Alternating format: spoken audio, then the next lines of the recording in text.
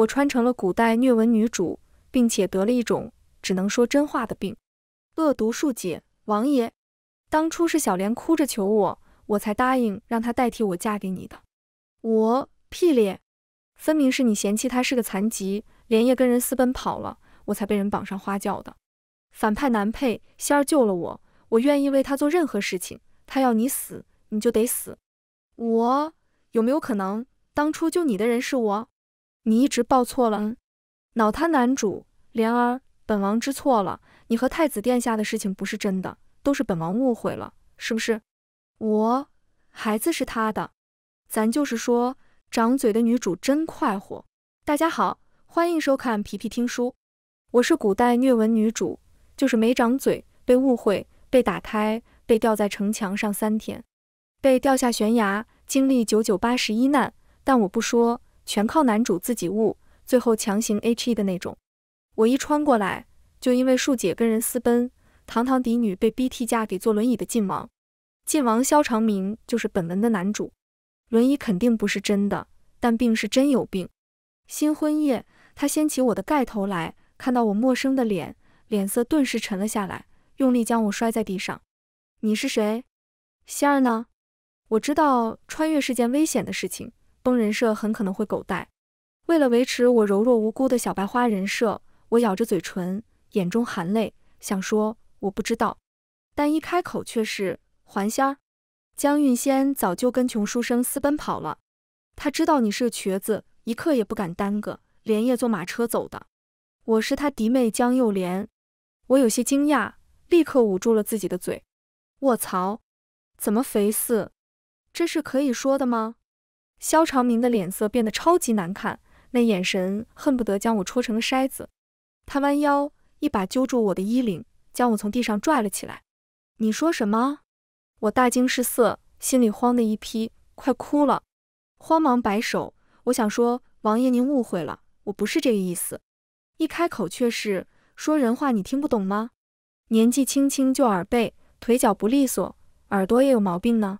蕭長明死死地瞪着我，已經開始氣得有些翻白眼了。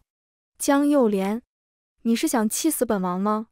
我極力地想捂住我的嘴，不把心裡的話說出來，但我忍不住。是啊，趕緊死，我還等着吃席呢。蕭長明深吸了口氣，忽然抬手扣住了我的下巴，強迫我抬眼看他。江幼蓮，你這麼特立獨行，是為了引起本王的注意嗎？很好，恭喜你，你做到了。你給本王的屈辱，本王這輩子都不會忘記。我臉上滑落2行清淚，開口卻是：喲，小老六，你還挺記仇。他媽的，甩了你的又不是我，是江韻仙，我也是被逼着嫁過來充數的，好嗎？蕭長明扣在我下巴上的手倏然收緊，力道大的幾乎將我下巴卸下來。難道不是你貪慕虛榮，想當本王的王妃？你可拉倒吧，還不是我那渣爹害怕你的權位，不得不讓我替嫁過來。我好歹是個嫡女，竟然給庶女替嫁，真晦氣。我這說真話的能力有點兇殘，蕭長明即使是霸道男主，也有些招架不住了。他睨着我，眼神複雜，欲言又止。你真是江尚書的嫡女？我可不是嗎？想娶庶女，嫁了個嫡女過來，美死你了吧？我渣爹可是兵部侍郎呢，就是膽子小了點，很位高權重的，好伐？蕭長明扣住了我的腰，好半晌不怒反笑。他朝一旁的侍衛寒梟道：去查，本王要知道這個東西到底是不是江尚書的嫡女。寒梟同情地看了我一眼，抱拳出去了。是，王爺。完了，全完了。我閉上眼，想裝暈倒。請讓我立刻離開這個美麗的世界吧。蕭長明抱着我的胳膊倏然一緊，怎麼暈了？我嘴角抽抽，眼皮刷一下睜開，沒呢。我裝的。嘻嘻。蕭長明。我捂住臉，眼淚從指縫滑落，呵呵呵。因為我在新婚夜語出驚人，原劇情裡原本是要把我貶為粗使丫鬟的蕭長明，把這茬給忘了。蕭長明這幾天一直在追查江韻仙的下落，沒工夫管我，所以我這個虐文女主頂着晉王妃的名頭得以苟活。蕭長明的生母早逝，府上管家的是他的奶娘吳嬷嬷。吳嬷嬷權力很大，她一直痴心妄想讓自己的女兒翠兒爬上蕭長明的床，可蕭長明卻對江韻仙那杯綠茶一見鍾情，非她不娶。他們很不甘心，得知我是替嫁的，還被發現了，蕭長明根本不待見我，於是背地裡陽奉陰違，打算克扣我的伙食。我心裡雖然不服氣，但也沒打算跟他們計較，畢竟寄人籬下嘛。但我的病太嚴重了，心裡話總是會不由自主地說出來。喲，就這幾片爛菜葉子，豬都不吃吧？怎麼的？堂堂進王府就給王妃吃這些，莫不是你們家王爺破產了？吳嬷嬷和翠兒氣得拿眼睛瞪我，我克制不住地脫口而出：哎呀呀，可了不得了，刁奴要欺主了！蘭香，快去叫王爺來看看啊！蘭香是我的陪嫁丫鬟，這幾天已經被我的語出驚人給嚇麻了。聽到我竟然跟吳嬷嬷還有她女兒槓起來，小聲在我耳邊道：小姐，聽說這個吳嬷嬷是王爺的奶娘，她女兒翠兒也是和王爺青梅竹馬，從小一起長大的。言下之意，讓我別惹他們的好。我也不想惹啊，但是我的嘴控制不住，她有自己的想法。那又怎麼樣？王爺的奶娘就可以尊卑不分，蹬鼻子上臉嗎？她該不會覺得是我搶了她女兒的王妃之位，想要給我下馬威吧？那她想的也太美了，就她女兒長得尖嘴猴腮的，根本入不了王爺的眼，要不然怎麼會這麼多年連個通房都沒撈着？我嘴上這麼說着，忍不住捂住嘴流下淚來。原著是一本無腦虐文，這個翠兒和吳嬷嬷可是很毒的，什麼壞事都做得出來。他們該不會是要像原著裡那樣迷暈我，劃劃我的臉，把我丟到亂墳崗去吧？為了不被他們神不知鬼不覺地丟出去，我決定先下手為強，把事情搞大。我扯了吳嬷嬷的頭髮，撕了翠兒的臉。蕭長明沒找到江韻仙，這幾天人影都不見，估計是在屋裡 emo。他聽到我和他的奶娘還有丫鬟打起來了，坐着輪椅嗖的一下就來了，一上來就不分青紅皂白地指着我的鼻子罵：江幼蓮，你這個唯恐天下不亂的女人，又想做什麼妖？是不是又想引起本王的注意？本王告訴你，就算你這樣，本王也不會看你一眼的。天地良心啊，這哪裡是作妖，分明是合理的反抗，好吧？我沒有說話，而是趁蕭長明不注意，夾了一片爛菜葉子塞進了蕭長明的嘴裡。蕭長明頓時臉色大變，呸呸呸地吐了出來。江幼蓮，你這個可惡的女人，你給本王吃了什麼？這麼難吃的東西，豬都不吃。我覺得蕭長明終於說了句公道話。我朝吳嬷嬷和翠兒道：聽見沒有？這可是你們王爺親口說的。然後眼中含淚地握拳控訴：王爺，你們晉王府的王妃就吃這個嗎？連三菜一湯都沒有嗎？難怪江韻仙要跟窮書生跑，感情你比那窮書生還刻薄。蕭長明聽到我的話，臉頓時黑成了鍋底灰。他憤怒地瞪向吳嬷嬷和翠兒，這到底是怎麼回事？吳嬷嬷是知道蕭長明的性子的，慌忙解釋：王爺息怒，定是手底下人不懂規矩，怠慢了王妃，老奴這就去。翠兒卻很囂張，朝蕭長明道：王爺，這女人算哪門子王妃？不過是替嫁的假王妃罷了。聽說新婚夜，這個女人把王爺您氣得摔門而出。翠兒只是想幫王爺教訓教訓他。雖然我這個人是慫了點，但我的嘴很勇啊。他會把我內心真實的想法一股腦的往外冒。聽到翠兒的話，我是真忍不了。你幫他出氣？你什麼身份？你多大臉啊？晉王府真是好規矩啊，一個丫鬟都敢克扣王妃的伙食，說給王爺出氣。王爺，他倆不是你的奶娘和丫鬟，是你祖宗吧？我擺爛了，我破罐破摔了。就算他們倆今天晚上來爬我的窗戶，我也是要說的。蘭香看到我又在對人，都快哭了，拉着我的袖子，含淚朝我搖頭。小姐，少說兩句吧。我也想少說兩句啊，但是我控制不住。我不僅得了只能說真話的病，我還得不吐不快的病。蕭長明被我氣得發抖，配上他原本就冷酷的面容，整個房間的溫度都下降了好幾攝氏度，四周的人忍不住打起寒戰來。所有人都同情地看着我，覺得我死定了。沒想到蕭長明卻開口道：那你說你想吃什麼？我一愣，他這是要改善我的伙食？我想說隨隨便便3菜1湯就行，沒想到一開口就報了一長串的菜名：蒸羊羔、蒸熊掌、蒸鹿尾兒、燒花鴨、燒雛雞、燒子鵝。然後我就看到蕭長明沉默了半晌，朝着我開口道：你這個王妃的膳食規格，我們晉王府供應不起，從今天起你就貶為通房，每日3菜1湯吧。我整個人都呆住了，剛才我是不是還諷刺人家翠兒連個通房都撈不着來着？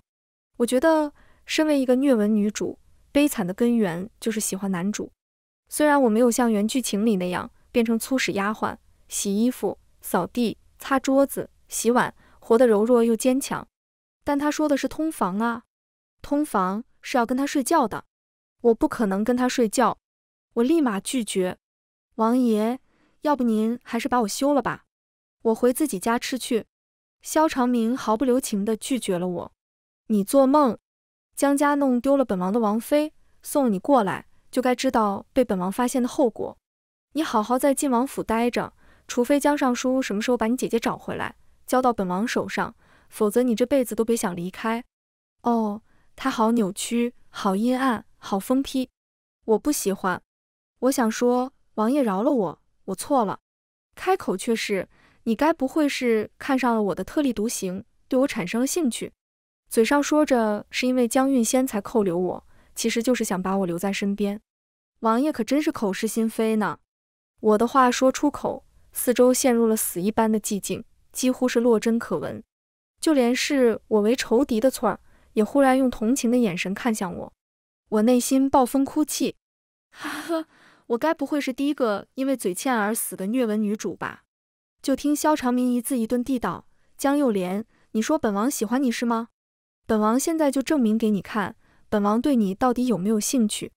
我心裡慌的一批，不是，我為什麼要知道這種事情？但蕭長明的人已經來按住了我，然後他把我賣到了青樓。眾所周知，虐文女主都是很慘的，因為有一個一直虐她的虐文男主。這本書的虐文男主蕭長明就好像有那個大病，而且性格扭曲，反復無常。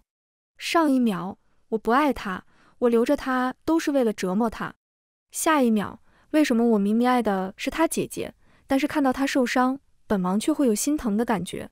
然後為了證明自己不愛女主，更加變本加厲的虐她。現在這個虐文女主變成了我，就我那個碎嘴子，蕭長明是不會愛我的。於是他對我就只剩下了虐。他讓人把我打扮得花枝招展，穿着露腰、露胳膊、露腿，领口還賊低的舞衣，要我在众目睽睽之下跳舞給人看。當我看到鏡子裡傾城絕豔的自己，忍不住誇了一句：真他媽漂亮！那青樓的老板娘給我打扮的是敦厚非天風的舞衣，異域風情，衣帶飄飄，還給了我一把琵琶。要是對於真正的名門淑女來說，可能是侮辱，而我這種 LSP 只想嘶哈嘶哈。我好美，我要和自己貼貼。果然，面對好看的事物，無論心裡多麼抗拒和厭惡，嘴角的口水也會很誠實地流下來。蕭長明看到我的裝扮，眼睛直了。只見他眸色一暗，扶在輪椅扶手上的手指輕扣，咔嗒咔嗒的，意味不明。我生怕他會對我產生什麼想法，趕緊把他想法扼殺在搖籃裡。王爺，您是不是想說哦？為什麼我明明很討厭這個女人，此刻卻覺得她該死地好看？您可別忘了，我只是姐姐的替嫁，你愛的人可是我的姐姐啊。蕭長明的手倏然握緊，沉聲下令：送她下去。哦，要死要死！沒有才藝展示的穿越人生是不完整的。我半推半就，淚眼婆娑地被推上了舞台。蕭長明坐在頂層的天字1號雅座，居高臨下地看着我。我羞澀地捂住胸口，委屈巴巴地看着他。他眼底似乎閃過一絲掙扎和動容。下一秒，我打了個響指，奏樂，然後表演了一段精彩絕倫的胡旋舞，反彈琵琶。一瞬間，寂靜四座，滿堂喝彩。在場的男人們爭先恐後的抬手丟東西，什麼銅錢、元寶、玉佩、鮮花，反正什麼值錢扔什麼。青樓老闆娘的嘴角都快咧到耳朵根了，一邊撿錢一邊笑。天哪，這麼多錢！他不知道我的身份，也不知道蕭長明是王爺，激動地抓住我，一臉相見恨晚。姑娘，你可真是個人物，天生就是吃這碗飯的材料。我們天香樓需要你這樣的人才。然後朝蕭長明道：“這位大爺，您手底下這位姑娘賣嗎？您儘管出價，要多少錢奴家都給。”蕭長明氣得要罵人，蘭香哭着跪倒在蕭長明的腳邊：“主子，求求您不要賣掉我家小姐，我們家小姐從小體弱多病，在這種地方會受不了的。”剛想拒絕的蕭長明冷冷一笑，臉上浮現出一絲扭曲：“李媽媽客氣了，不過是個通房罷了，李媽媽喜歡就送給李媽媽了。”然後惡狠狠地朝我道：“這麼會跳舞，就在天香樓好好跳吧。”我看着撲在蕭長明腳邊哭成一個淚人的蘭香，強擠出一絲笑意：“怎麼不算幹得漂亮呢？不得不說，李媽媽是有點眼光在身上的。她從蕭長明那把我要來之後，砸下重金把我包裝成了花魁。我說我賣藝不賣身，不然我不跳。”李媽媽笑着拍拍我的肩膀：“懂，媽媽我懂。那魏爺走的時候還給了我1萬兩銀子，讓我好好照顧照顧你。你呀，就安心在我這跳，媽媽我發達了，絕不會虧了你的。”哎呀，這個媽媽我喜歡。我反握住她的手：“哦，那1萬兩能分我一點嗎？”李媽媽看了看我，忽然捻起帕子扶了扶鬢角，眼睛胡亂地飄來飄去。“什麼？你要吃糕點？好嘞，乖女兒，媽媽我這就去給你弄。”有點母女情深，但不多。就此，我成了一名職業的青樓文藝演出工作人員。剛開始，李媽媽想讓我天天跳，我說那樣效果不好，1個月1次才夠期待感。你懂不懂飢餓營銷？李媽媽說知道，我花了這麼錢造勢，把你捧成花魁，你1個月跳1場，想把我們天香樓的人都餓死。討價還價之下，我的工作模式暫時調整為做5休1。我罵罵咧咧：“哪家花魁天天營業的？跳5天才休息1天，生產隊的驢都不敢這麼使。”李媽媽哭得很是委屈：“女兒啊，實在是前陣子為了造勢，幫你打敗其他幾家的花魁，花了太多銀子。那名家畫像、書生作詩、衣服、首飾，哪一樣不要真金白銀的砸下去？你且辛苦一陣子，等回了本錢，媽媽我讓你做1休5。”我看着她抿了抿唇角，沒說話，莫名有點心動，是怎麼回事？其實我也不是沒想過要逃跑的，但蕭長明身為一個虐文男主，將狗這個字貫徹到底。他不僅給了李媽媽錢，讓她照顧我，還派了人看守我。他的貼身侍衛韓蕭帶了其他幾個侍衛，天天在天香樓底下守着。我每次想逃跑，腳都沒邁出去呢，就被他們給抓回來了。連姨娘，王爺有令，不准你踏出天香樓半步。我嘖了一聲，抬手戳在韓蕭的胸口上。聽聽，這是人說的話嗎？在王府的時候叫人家王妃，現在叫人家連姨娘，你們禮貌嗎？我告訴你們，你們這種行為叫逼良為娼。韓蕭看起來老實巴交的，我一直戳，他就一直躲，直接被逼到了角落，後背咣一下靠在了牆上。王妃，他剛要開口，身後就傳來一陣充滿怒意的怒喝：“你們在幹什麼？”我一看，竟然是半個月不見的蕭長明。我覺得這種時候我應該服個軟，拉着他的衣擺褲唧唧，讓他心碎心軟，然後他把我放了。畢竟天香樓待遇雖然好，到底不是正經路子。然而一開口，卻是沒忍住：“喲，王爺來嫖啊！”韓蕭，蕭長明，我又不小心暴露了什麼嗎？蕭長明對我的語出驚人已經麻木了，所以他不是來找我麻煩的，而是來找韓蕭麻煩的。呵，你们在這過得還挺快活。韓蕭，本王讓你負責看着這個女人，你就是這麼看的。韓蕭小哥臉皮子薄，哪裡聽得了這樣的話？臉立刻漲得滿臉通紅。王爺，您誤會了，屬下和王妃什麼都沒有。蕭長明怒道：“本王2隻眼睛都看見了，你們光天化日、眾目睽睽之下，當着本王的面就敢卿卿我我，當本王是死的嗎？我扁了扁嘴，嘴唇緊抿，眼中就要落下淚來。喲，王爺這是吃醋了嗎？當初把我丟到青樓的是你，讓我上台跳舞的是你，讓人看着我不讓我跑的也是你，現在有臉來指責我跟別的男人卿卿我我了？多大臉呢？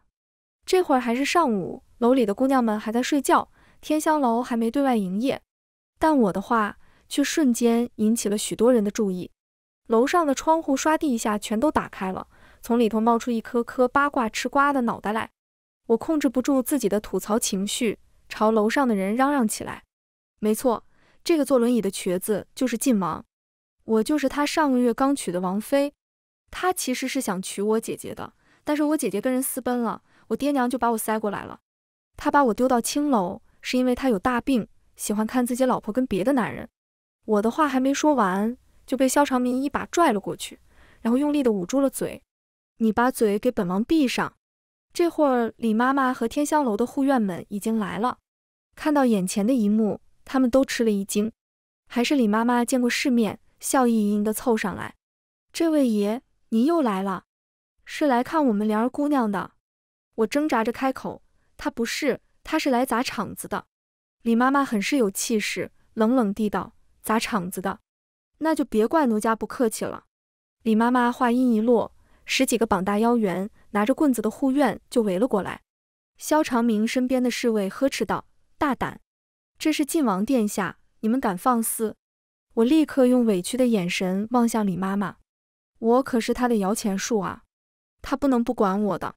果然，李媽媽非常給力，叉着腰罵道：晉王殿下怎麼了？晉王殿下就能欺負人？這裡可是天香樓，不是晉王府。蓮兒姑娘是我們樓裡的花魁，誰敢傷她，就是跟我們天香樓過不去。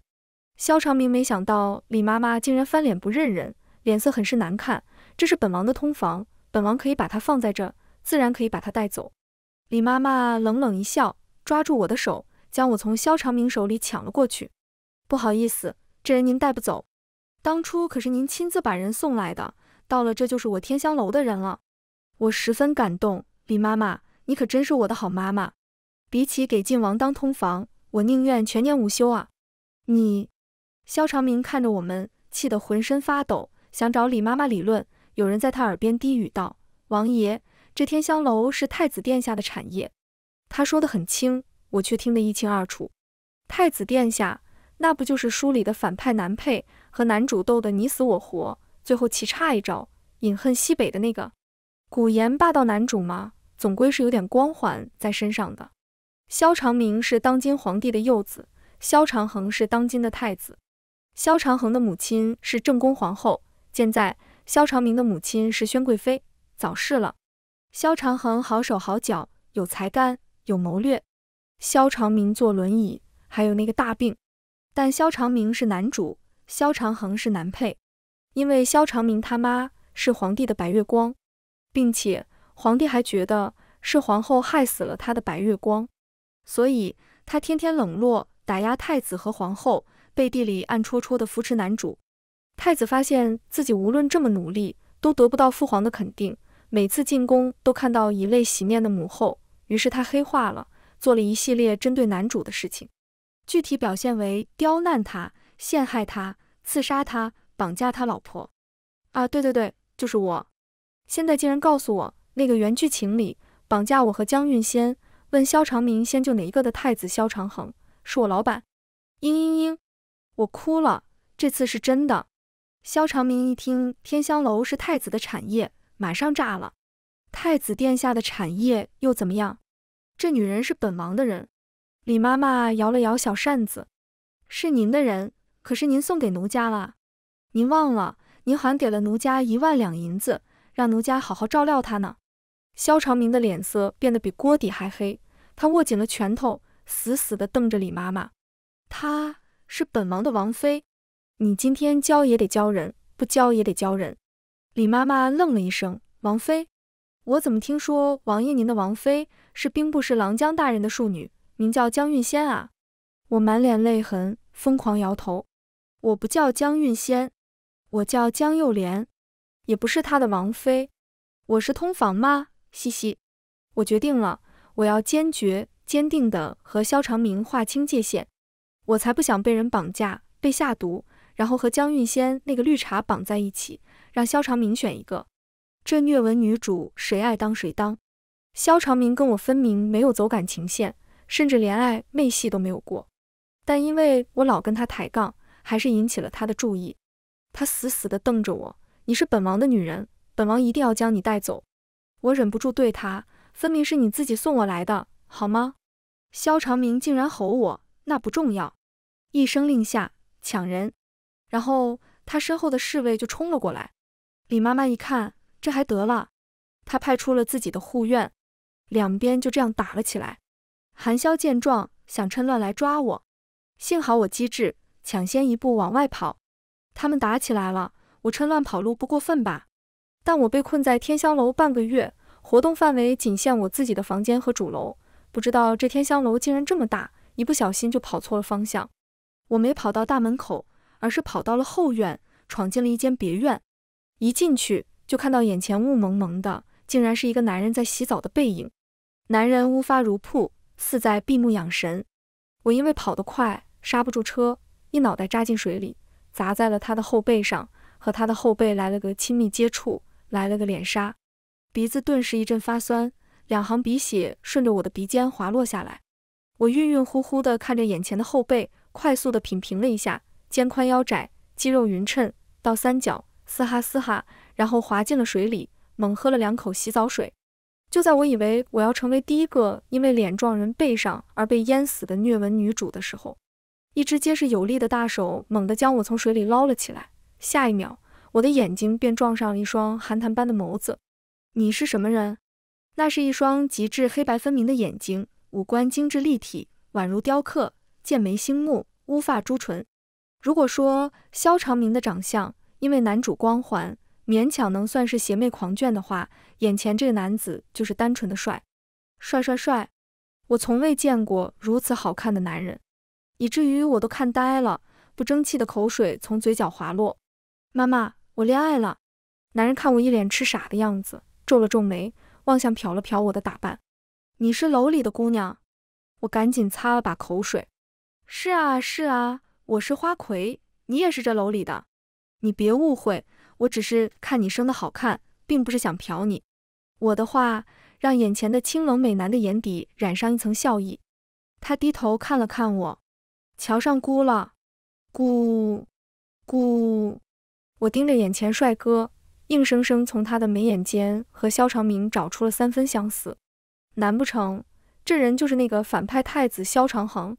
這個想法剛從我腦海裡一閃而過，蕭長明和他的侍衛就一起闖了進來。李媽媽在外頭極力阻攔：“晉王殿下，您不能進去。”門被強行撞開，侍衛護院倒了一地。蕭長明的輪椅從外頭滾了進來，看到我和蕭長恆的情況，面色猛然一沉：“你們在幹什麼？”李媽媽着急忙慌地跑過來：“太子殿下，晉王殿下一定要進來，奴家攔不住。”看到我竟然靠在蕭長恆的身上，嚇得臉都白了。蓮兒，你……我突然看到這麼多人，也嚇得一把摟緊了蕭長恆的脖子。我看到我的舉動，蕭長明氣得雙目通紅，咬牙切齒地喊我名字：“江幼蓮。”我淚盈於睫，身嬌體軟，柔弱不能自理地趴在蕭長恆的胸口上。王爺，你聽我解釋，我真的沒有見色起意，對太子殿下產生非分之想。然後手趁機快速地在蕭長恆的胸肌上摸了2把，惹得蕭長恆肌肉緊繃了一下。繼我的嘴他有自己的想法之後，我的手也有了自己的想法。蕭長明氣得差點從輪椅上跳起來。蕭長恆倒是比蕭長明淡定許多，握住了我的肩膀，沒讓我滑到水裡去。他斜睨了我一眼，朝蕭長明道：“你和六弟是什麼關係？”啊，這該死的慵懶腹黑的氣質！我跟他沒關係。太子殿下不嫌棄的話，咱們倒是可以有點關係。這下蕭長明真的氣得從輪椅上站起來了。江幼蓮，你是本王的王妃，竟敢背叛本王跟太子私通！私通，這罵的也太難聽了。我高低是要對回去的。什麼王妃？我頂多算你小姨子。我承認我是替嫁的，但你不也沒要嗎？你都把我貶為通房，又丟到青樓來了，還糾纏不清的幹什麼？然後擁緊了蕭長衡，你該不會是見不得我跟太子殿下好吧？我承認我有故意揩油的成分在，但更大的目的是跟蕭長明劃清界限。畢竟我跟他真的沒關係。再過不久，江運仙就要回來了，到時候還要茶藝展示，對我各種陷害。我累了，不想陪他演。聽到我的話，蕭長衡攬在我肩頭的手緊了緊，兩人的狀態顯得更親密了。六弟，你也聽到了，這位姑娘說她跟你沒關係，她要跟姑好。蕭長明瞪大了眼睛，眼底帶了3分委屈，3分懊惱，7分惱羞成怒。你們，今日之恥，本王銘記於心，他日必然報償。我吸了吸鼻子，更加的柔弱了。小老六，你說什麼傻話？一個王爺竟然當着太子殿下的面說要報復他，你腦子進水了哦！太子殿下，他有不臣之心，把他抓起來。我略聞女主走惡毒女配的路，讓惡毒女配無路可走。蕭長衡的胸口猛然震了一下，我不解地仰頭看他，便看他嘴角微微翕動，像是要笑不笑的樣子。太子殿下，您是在憋笑嗎？蕭長衡板起臉來，低咳了一聲。來人，把晉王給姑丟出去。蕭長衡的話音一落，屋頂的橫梁上就跳下來一堆黑衣暗衛，3下5除2地把屋子裡的人都丟了出去。我瞪大了眼睛看着屋頂，大為震驚。這麼小的屋子能藏這麼多人？太子殿下洗澡的時候喜歡被人圍觀？蕭長衡，閉嘴！人都被清出去了，屋子裡只剩下我和蕭長衡2個人。他鬆開我，轉身上岸，我的目光不由自主地追隨着他的身影，就看見他一步步踏上台階，精壯緊實的身材從水平面一點點露出來。我咬着手指，深吸一口氣，連呼吸都不敢，生怕錯過了什麼。蕭長衡似乎覺察出了我的心思，身形一頓，然後拿起旁邊的袍子展開，嘩啦一下就披在了自己的身上。我只看到一抹驚鴻一瞥的血色，然後就沒了。可惡，穿越的時候怎麼不給我個系統？那樣我就能暫停，然後回放，嘿嘿。不像剛才當着蕭長明的臉，又露胸肌又露馬甲線的。似乎是覺察出我纏他的身子，蕭長衡把袍子裹得很緊，只露出修長的脖颈和精致的喉結，顯得整個人越發的出挑惹眼。那小臉巴掌大，那下顎線比我的人生規劃還清晰。我身上的舞衣本就布料少，濕了之後掛在身上，將我凹凸有致的姣好身材展現得淋漓盡致。我斜坐在地上，一只手掩着臉，滿臉嬌怯，身子卻不由自主地凹成了 S 型，還往前挺了挺我引以為傲的包子。殿下，人家不是故意要利用您的，實在是晉王殿下欺人太甚，強娶我姐姐不成，就把氣撒到我這個妹妹身上。我堂堂兵部尚書家的嫡女，就被他逼得在青樓賣藝。殿下，人家真的好慘，蕭長衡逆着我，那你想怎麼樣呢？我抿了抿唇，把我送回去，然後瞥見了他玉白修長的手指，語不驚人死不休，把我收用了也行。我聽聞太子殿下還未娶妻。看着蕭長衡黝黑的眸子，我已經快哭不出來了。我到底在幹什麼？蕭長衡聽到我的話，彎下腰來，挑起我的下巴，語氣裡帶了一絲不屑。你想當太子妃？我慌忙搖頭，不配的，只求做個太子殿下的妾室，通房也行。然而我才立完痴情女子的人設，就自己搬起石頭砸自己的腳。但是你不能娶正室、側室、妾室，通房也只能有我一個。蕭長衡被我氣笑了。那你这個通房和太子妃有什麼區別？我臉色漲紅，滿臉嬌羞，用最無辜的表情說出最不要臉的話。那太子妃也行。蕭長衡笑了，他笑起來特別好看，宛若百花齊放。我的腦子裡好像開了一場盛大的煙火晚會。他朝我招了招手，過來。我從地上爬起來，走到他的身邊。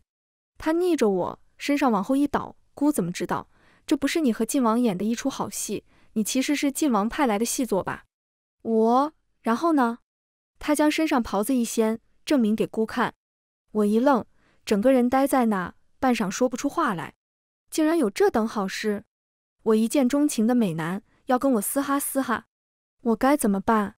我是欲擒故縱呢，還是半推半就呢，還是先假裝拒絕呢？就在我猶豫的時候，我的嘴先我一步，替我做出了決定。我朝着蕭長恆撲了過去，騎上去把他按在榻上親。搞快點，搞快點！雖然最後我沒有得逞，被蕭長恆一巴掌拍飛了出去，但我確實是親到了他，也被他收為了唯一的同房。從男主的王妃到青樓花魁，再到反派男配的通房，真虐文女主，不愧是我。蕭長恆收了我之後，第一件事就是帶我去尚書府過明錄。我先是將蕭長明對我的所作所為跟渣爹還有我娘說了一遍，然後一臉含情脈脈地看着蕭長恆。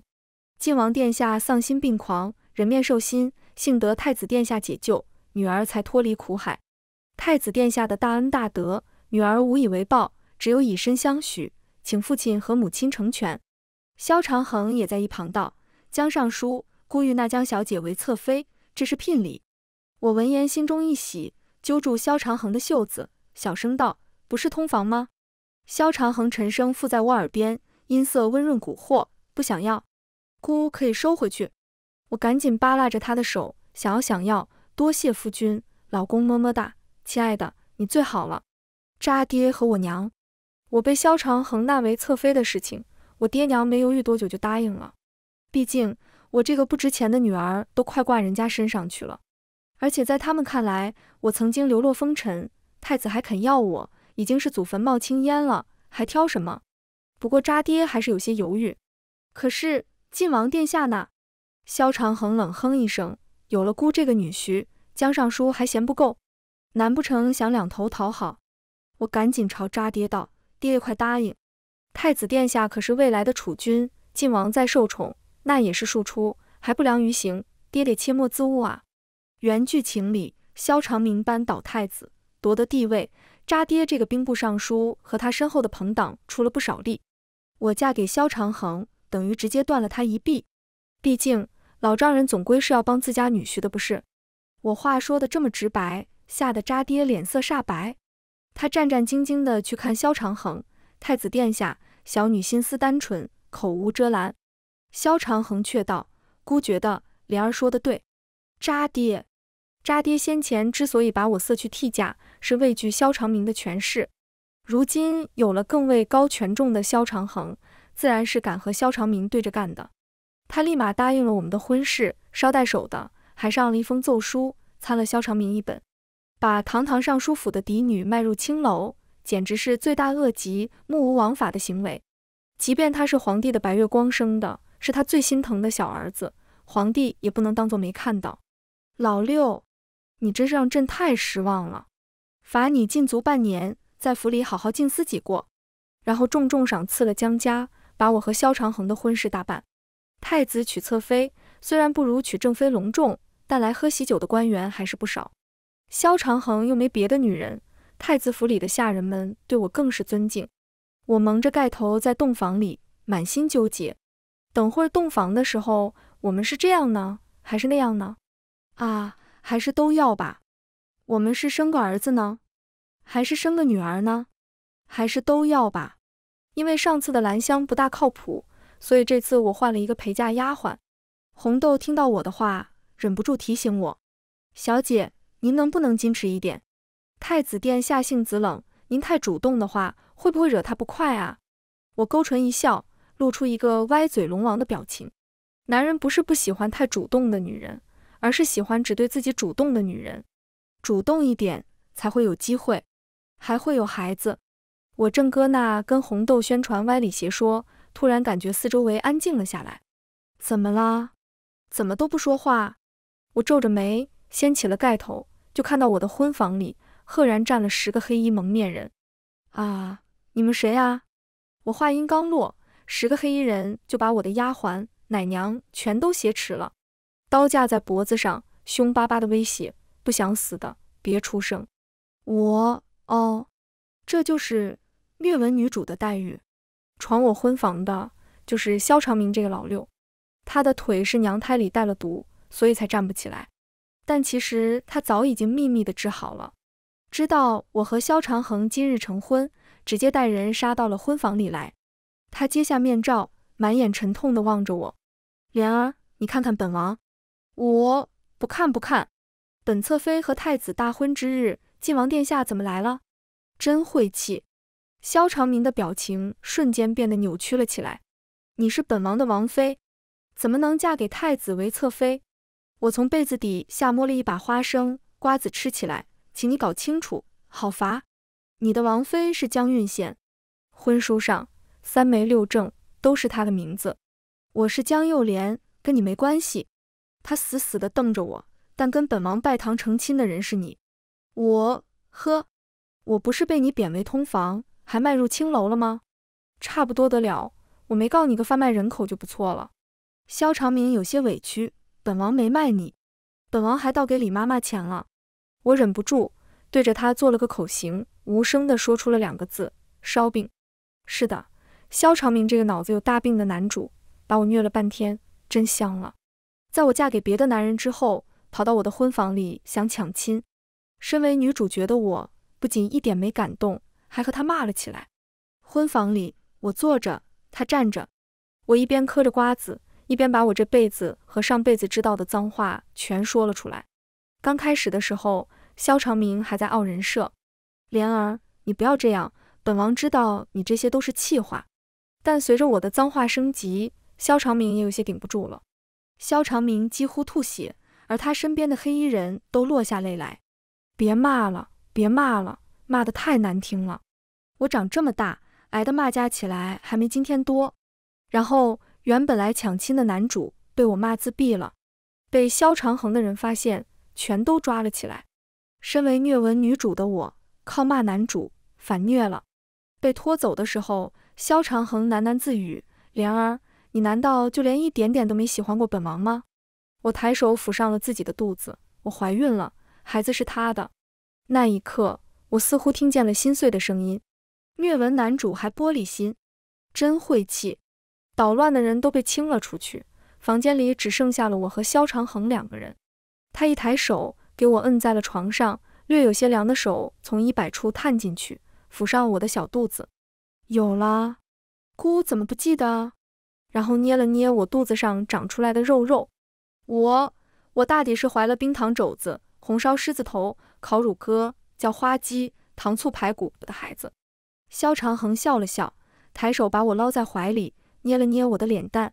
方才又偷吃了什麼？我掏出一把花生、瓜子，吃嗎？蕭長恆，姑不信，姑要親口嘗嘗。然後低頭吻住了我的嘴唇。因為沒有愛上男主，還嫁給了男配，所以我這個虐文女主並沒有被虐，反倒是有大病的虐文男主，因為戀愛腦，痛失心愛之人之後，鬱鬱寡歡，意志消沉。雖然我真的不知道他對我的愛是從哪兒來的，思來想去，也只能歸結於他有受虐傾向。罵得越難聽，他越喜歡。後來聽說有人效仿我，去蕭長明面前與出驚人地罵他，想引起他的注意，但下場都不太好。他說這個世界上只有蓮兒一個人可以這樣罵本王。誤 Q 栓 Q， 我跟我的反派太子過得很快樂。在我和蕭長恆成婚半年之後，跟窮書生私奔的江韻仙回來了。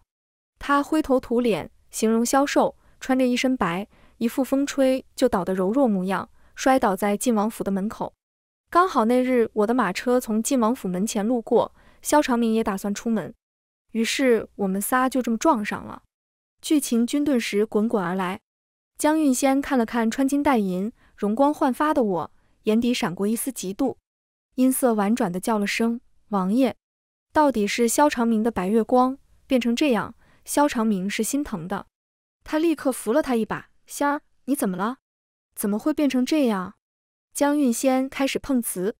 當初蓮兒說她喜歡王爺您，求着我把晉王妃的位置讓給她，我自小就心疼她這個妹妹，對她有求必應。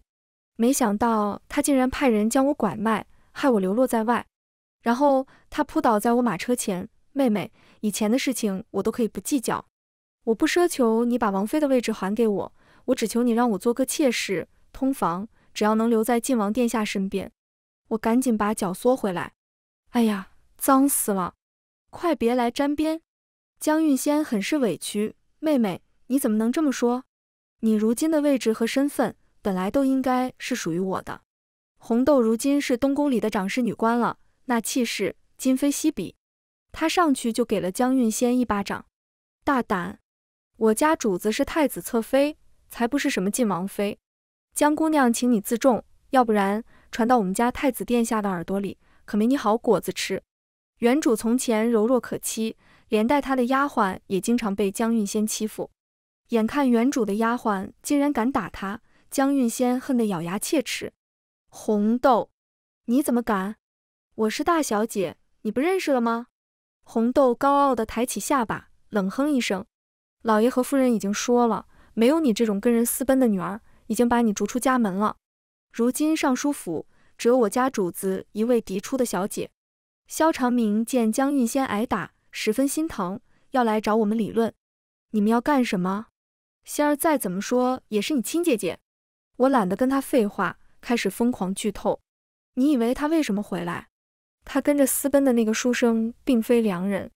起初兩人靠着他偷走的錢過了幾個月安生日子，可那書生表面老實，背地裡卻吃喝嫖賭，很快就把錢都輸光了。錢花完了，債主找上門，那書生就把他賣了。我可憐的庶姐，一條玉臂千人枕，一點朱唇萬人嘗。如今好不容易逃出來，一回來就來找王爺您了，王爺可不要辜負他的一片痴心。說完，在眾人驚訝的目光中，我發出反派般的大笑，坐着馬車離去，留下黑話和實話的蕭長明和江韻仙。紅豆娘娘，太子殿下今日巡營回來。好耶，回去找我家太子殿下貼貼。後來聽說江韻仙成了蕭長明的通房，被蕭長明虐身虐心，走上了虐文女主的道路。而我因為長了嘴，還挑對了人，不僅走上了甜文女主的道路，還走上爽文女主的道路。在我的關懷和溫暖下，蕭長恆沒有黑化，一門心思搞事業，最終登上了帝位。登基大典上，朝臣們提出國不可一日無君，後宮不可一日無主，要求蕭長恆立後。蕭長恆看了看我，嘴角微勾，裝出一副苦惱狀。朕做太子的時候，身邊只有一個側妃，便是要立後，也不知道立誰才好。朕記得她似乎是江尚書家的嫡女吧？渣爹激動的臉都紅了。對，正是小女。蕭長恆點了點頭，那就她吧。渣爹身邊頓時被彩虹屁圍繞。恭喜江尚書。錯了，應該叫國丈大人了。有渣爹的政敵不服氣。陛下就只立後。蕭長恆一臉奇怪地看着他，你們不是要立後嗎？這不是有皇後了，你們還有什麼不滿意的？畢竟他可是答應過我，一生一世一雙人。當皇帝可以，但皇後必須是我，而且不能有別的妃子，因為他後來對我真香了。他若是不順着我，晚上我不和他貼貼，夜裡已經是皇帝的蕭長恆貼着我。愛妃可還滿意？我點頭，滿意。他翻動着手上的避火圖，停留在不可描述，需要自行想象的一頁。那我撲倒他，親上去。多依你。全文完，皮皮聽書，感謝您的觀看，每天上新精彩小說，喜歡就訂閱吧。